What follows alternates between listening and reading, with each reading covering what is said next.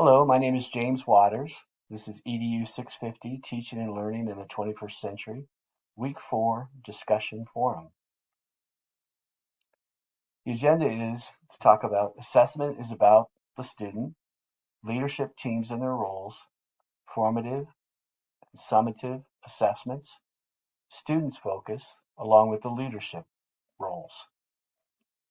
Assessment is all about the student. The assessment for the instructor is called the interview process. Hopefully that went well. Leadership roles or leadership teams must collaborate to decide on how to best use their available resources in order to maximize the student's learning process. Everyone involved must end up with objectives and goals clearly defined. Assessment is for the student. Goals and objectives must be clearly defined not only for the instructor, but for the students too. Daily, weekly, monthly, and yearly goals must be clearly stated and measurable.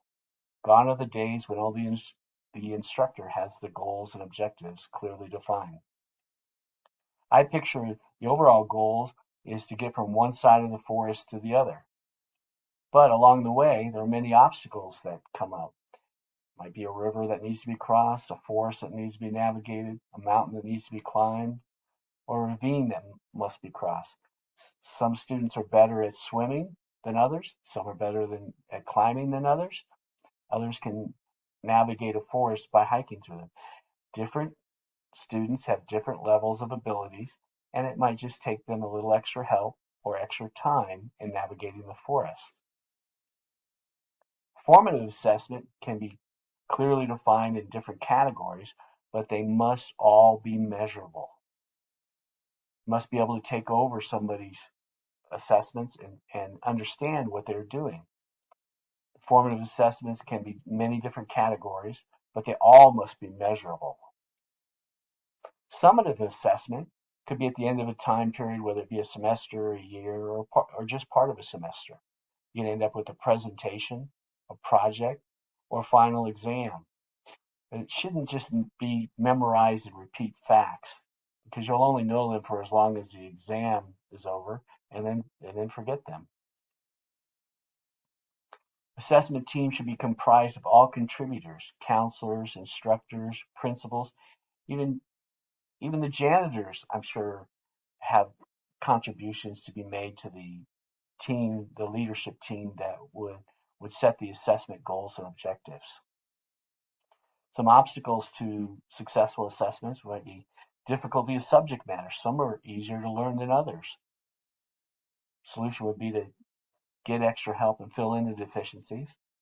There's differing prior knowledge and experiences of students. Solution might be to pair up students into groups so they can help each other. English language learners.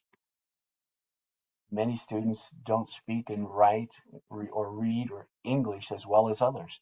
Give them help aids so that students can practice with their siblings or parents at home to fill in the gaps.